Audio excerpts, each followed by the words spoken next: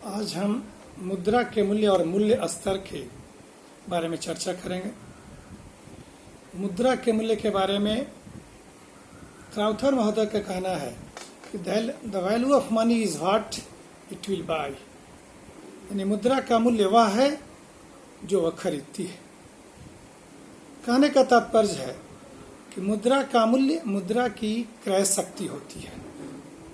मुद्रा की the purchasing power of money is the value of money, यानी the value of money is its purchasing power.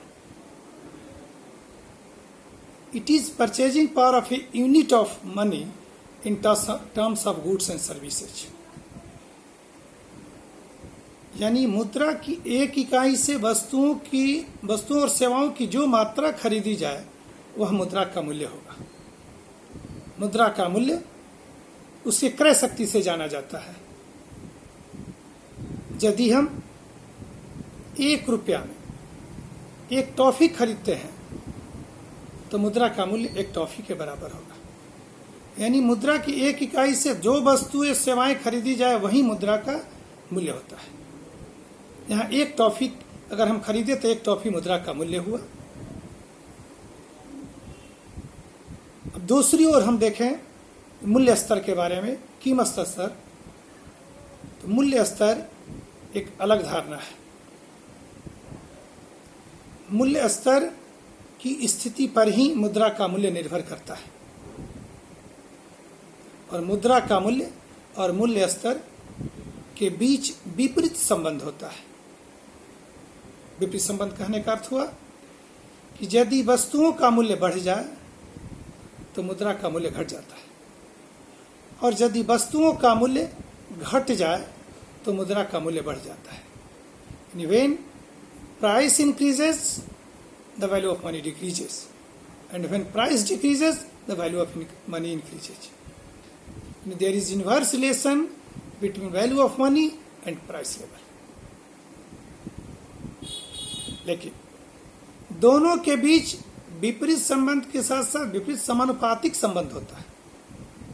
जैसे यदि वस्तुओं का मूल्य पहले की अपेक्षा दुगुना हो जाए बढ़कर, तो मुद्रा का मूल्य पहले की अपेक्षा आधा हो जाता है और यदि वस्तुओं का मूल्य पहले की अपेक्षा घट करके आधा हो जाए तो मुद्रा का मूल्य बढ़कर पहले की अपेक्षा दुगुना हो जाता है। There is inverse relation between price level and value of money. मुद्रा के मूल्य और वस्तुओं के मूल्य में विपरीत समानुपातिक संबंध होता है। यदि वस्तुओं के मूल्य में वृद्धि होती है तो मुद्रा का मूल्य घट जाता है, यदि वस्तुओं के मूल्य में कमी आती है तो मुद्रा का मूल्य बढ़ जाता है। और ये जो बात हम बताए कि दोनों में अगर वस्तुओं का मूल्य आधा हो जाए तो मुद्रा का मूल्य दुगुना हो जाएगा, वस्तुओं का मूल्य दुगुना हो जाए तो मुद्रा का मूल्य आधा हो जाए, इसको एक उदाहरण के द्वारा हम स्पष्ट कर सकते हैं।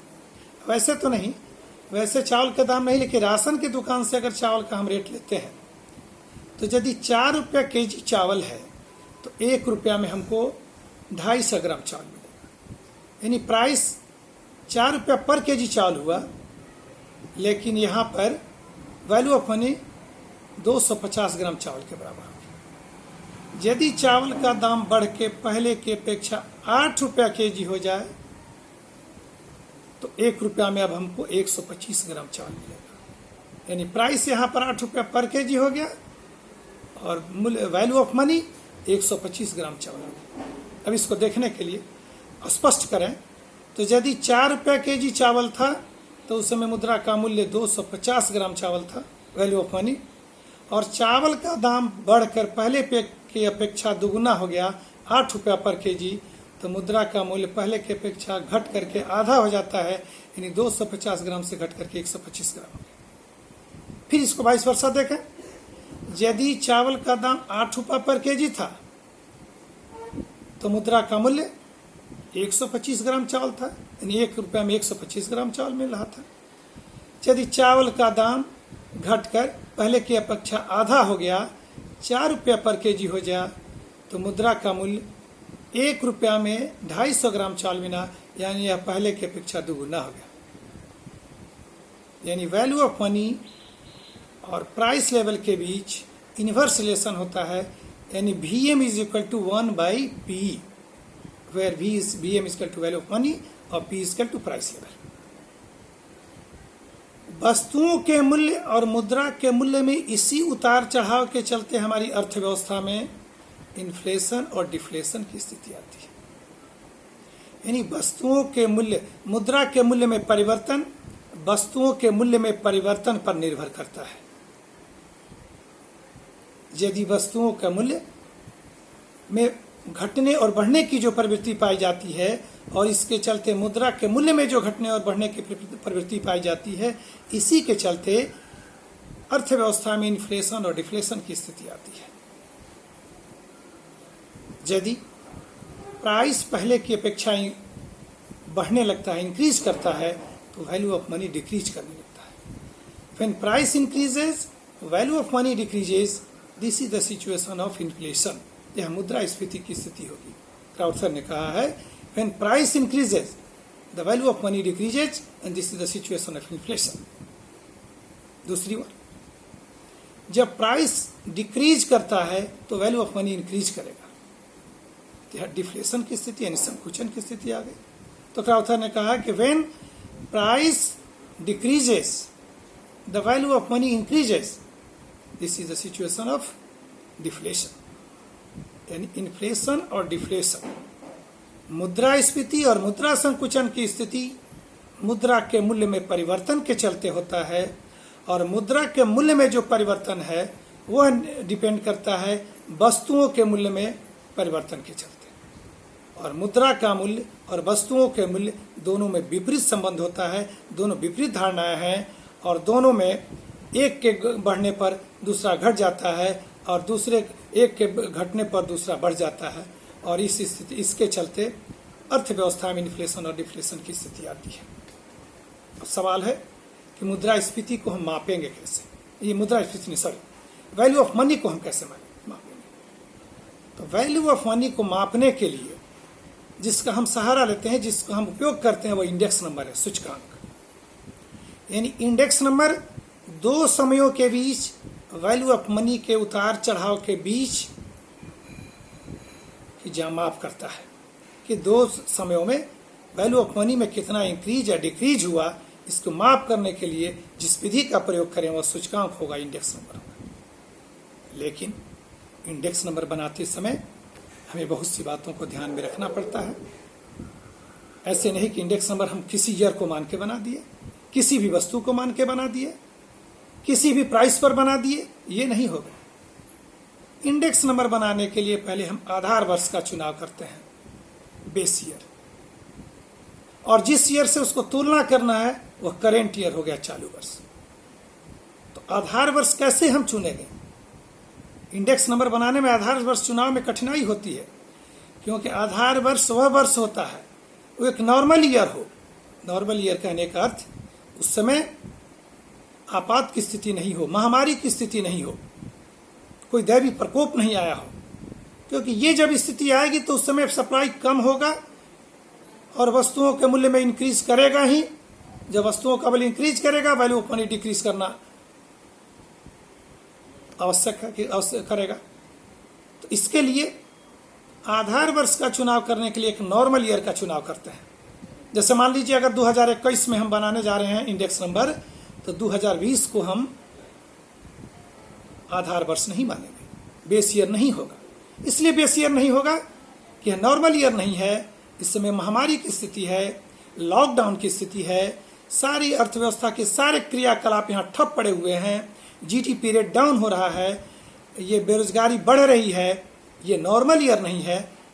इसलिए नॉर्मल ईयर मानने के लिए हम 2020 को नहीं मानेंगे। ये बात तो स्पष्ट हो गया कि 2021 में अगर बनाना है इंडेक्स तो 2019 को चुन सकते हैं, 2018 को चुन सकते हैं, 17 को चुन सकते हैं, न कि 2020 को, क्योंकि 2020 नॉर्मल ईयर नहीं है। यानी बेस ईयर चुनाव करने के पहले हम नॉर्मल ईयर का चुनाव करते हैं, वहीं आधार वर्ष होगा। अगर मान लीजिए 2018 और 2019 वैल्यू ऑफ मनी में क्या चेंजेज आया, क्या परिवर्तन हुआ, इसको जानने के लिए हम चाहें तो 2018 हमारा बेस ईयर हो गया, 2019 हमारा चालू वर्ष हो गया, करेंट ईयर हो गया।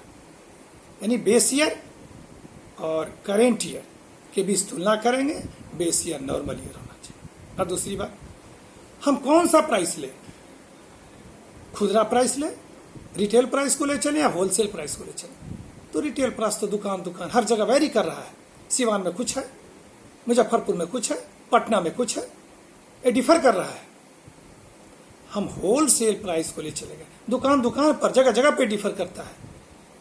तो इंडेक्स नंबर बनाने के लिए हम होलसेल प्राइस को लेते हैं, न कि रिटेल प्राइस। और तीसरी चीज, इंडेक्स नंबर बनाने के लिए वस्तुओं का चुनाव करना है। हम किसी वस्तु को नहीं लेकर के चुनाव करते, हम वैसी वस्तुओं का चुनाव करते हैं जिसका मैक्सिमम लोगों द्वारा उपयोग हो रहा हो, जिसका यूटिलाइजेशन मैक्सिमम लोगों के द्वारा हो रहा हो, तब तो हम उस पर इंडेक्स नंबर तैयार कर सकते हैं। इसलिए आप इंडेक्स नंबर बनाने के पहले हमें 3 बातों का ख्याल रखना चाहिए। पहला, आधार वर्ष का चुना, दूसरा मूल्य का चुना, थोक मूल्य हो या खुदरा मूल्य हो, वस्तुओं का चुना, वह वस्तु ऐसी वस्तुओं का चुनाव होना चाहिए जिसका अधिकतम लोग प्रयोग कर सकते हैं।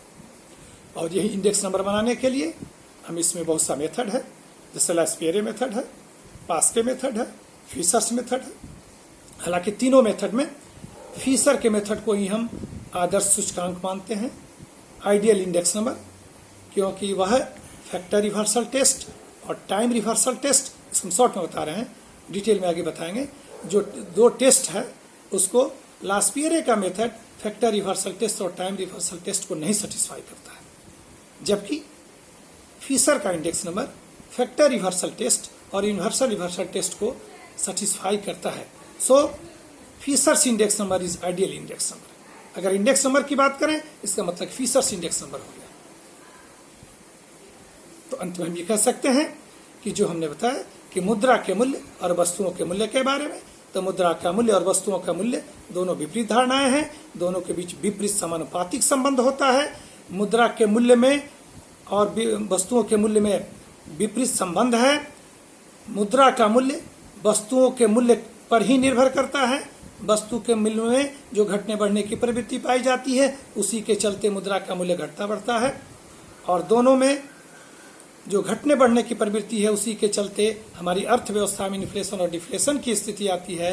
और इन्फ्लेशन डिफ्लेशन की स्थिति को काउथर को कि मापने के लिए, यानी वैल्यू ऑफ मनी में इंक्रीज और डिक्रीज किया, उसको मापने के लिए जो विधि का प्रयोग करते हैं वो इंडेक्स नंबर है।